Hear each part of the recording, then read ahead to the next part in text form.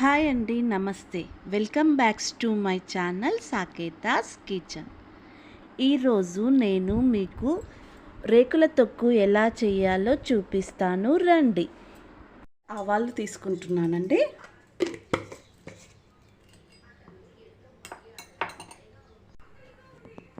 Stove పై ఒక పాత్ర పెట్టుకొని ఇందాక మనం తీసుకున్నాం కదండి, ఒక గ్లాస్ ఆవాలు దీనిలోకి వేసేయండి. వేంపుకోండి. పటాయిస్తుండగా ఒక గిన్నెలోకి తీసేసుకోండి. ఒక టీ గ్లాసెడు నువ్వులు తీసుకోండి. నేను ఇక్కడ టీ గ్లాసెడు నువ్వులు శుభ్రపరచుకున్నా అండి. వేసి వేంపుకోవాలి. నువ్వులు కూడా ఇలా చిట్పటాయిస్తున్నప్పుడు ఇది వేగినట్టేనండి. ఇలా గుల్లగా కనిపిస్తాయి. ఆఫ్ చేసుకోండి. ఆవాలు చల్లగైపోయినాయండి. ఆవాలు మిక్సీ పట్టుకుందాము.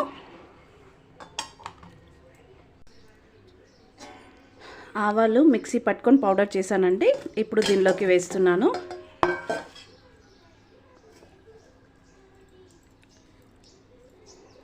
కప్పులోకి నువ్వులు వేసేసుకొని నువ్వులు కూడా మిక్సీ పట్టుకోవాలి, పౌడర్ చేసుకోవాలి.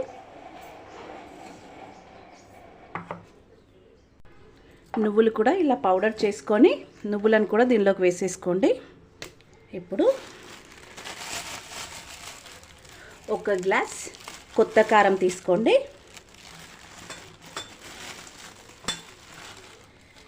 దీంట్లో వేసేసుకోండి.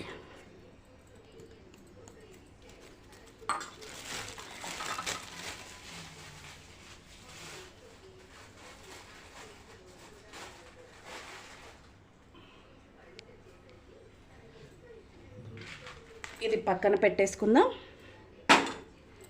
ఇప్పుడు ఒక టీ గ్లాస్ తీసుకొని 2 గ్లాసుల కల్లుప్పు అండి, 2 గ్లాసెస్ టీ గ్లాస్. ఓకే, ఈ ఉప్పు కూడా మిక్సీ పట్టుకోవాలండి.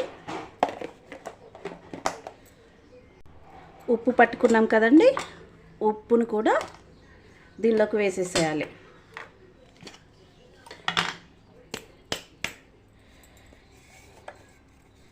ఇప్పుడు నా దగ్గర ఆల్రెడీ వేంపి పట్టుకున్న మెంతి పొడి ఉందండి.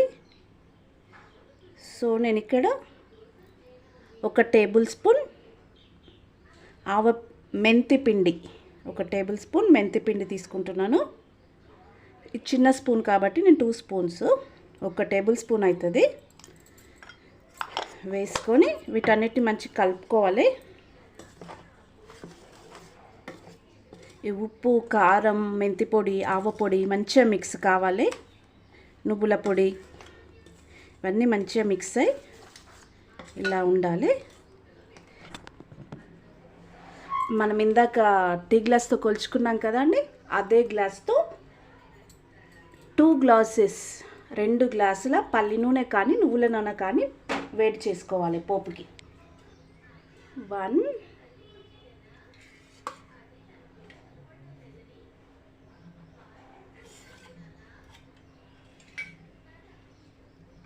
2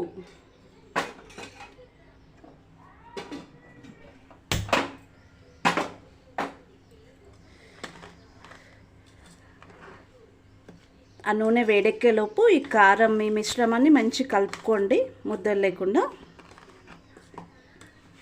ఈలోపు ఒక మీడియం సైజు 2 ఎల్లిపాయలను ఒలుసుకొని కచ్చా పచ్చగా దంపుకొని పెట్టుకోవాలి. ఇప్పుడు ఈ నూనె వేడెక్కగానే 1 టేబుల్ స్పూన్ మెంతులు, 1 టేబుల్ స్పూన్ మిరపగింజలు, 3 టేబుల్ స్పూన్ ఆవాలు ఈ ఆయిల్లో వేసేయాలి. వేగే వరకు వెయిట్ చేయాలి. కచ్చా పచ్చగా దంపుకున్న ఎల్లిపాయను దీనిలోకి వేసేసి స్టవ్ ఆఫ్ స్టవ్ ఆఫ్ చేసుకోవాలి. చేసుకొని ఇందులోకి 2 టేబుల్ స్పూన్ పసుపు వేయండి.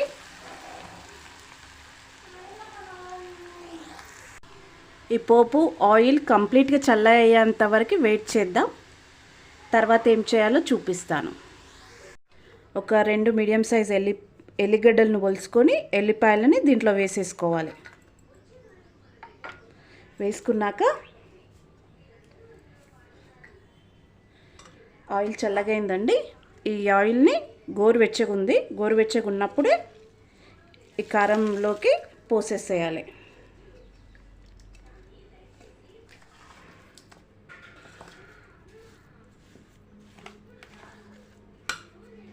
ఇది పక్కన పెట్టుకుందాము పూర్తిగా చల్లగయ్యేంత వరకు.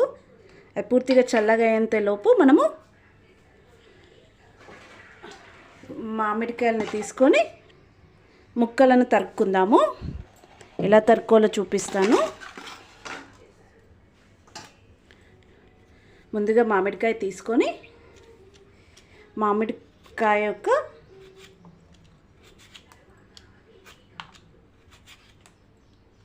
పొట్టును పీల్ చేసుకోవాలి.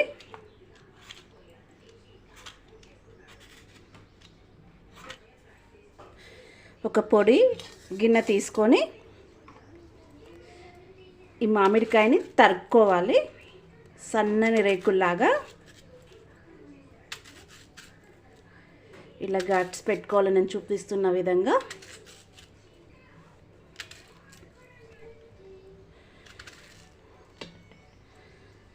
ఇలా తరుక్కోవాలి.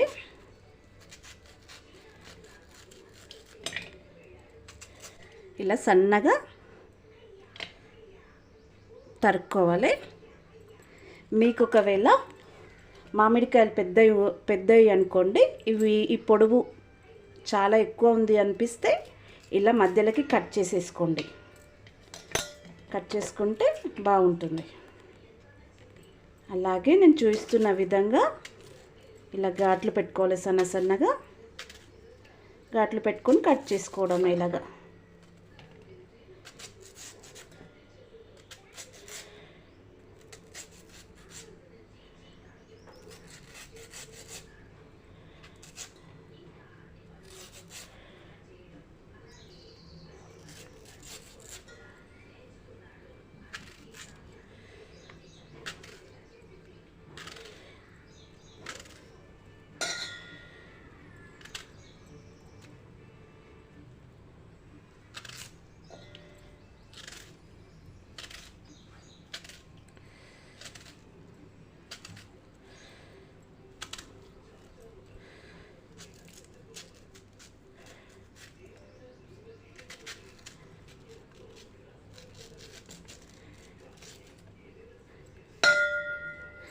చూసారా, ఇలా సన్నగా పొడుగ్గా ముక్కలు తరుక్కోవాలి. అలాగే అన్నీ తీసుకుంటాను కదండి. ఇక్కడ నేను కేజీ మామిడికాయలు తీసుకున్నాను. నేను కేజీ మామిడికాయల కొలత మీకు ఇప్పుడు చెప్పాను. అలా ఇప్పుడు ఇది చల్లగైందండి. ఇందులోకి మనం తురిమిన మామిడికాయ తురుము వేసేసుకోవాలి. వేసుకొని కలుపుకోవాలి. ఇది ఈరోజు పెడితే రేపటి నుండి తినేసేయొచ్చండి. ఎందుకంటే తురిమిన పచ్చడి కాబట్టి ఈరోజు మనం పికిల్ పెట్టేస్తే రేపటి నుండి తినేయచ్చు. Please like my channel, subscribe my channel, bell ఐకాన్ని నొక్కండి. ప్లీజ్ ఎంకరేజ్ చేయండి, సబ్స్క్రైబ్ చేయండి. నేను మీ సాకేత ఫ్రమ్ సాకేతాస్ కిచెన్. ఎంతో టేస్టీగా ఉండే రేకుల తొక్కు రెడీ అయిపోయింది. ట్రై చేయండి, టేస్ట్ చేయండి. ఎలా ఉందో కామెంట్ రూపంలో కామెంట్ చేయండి.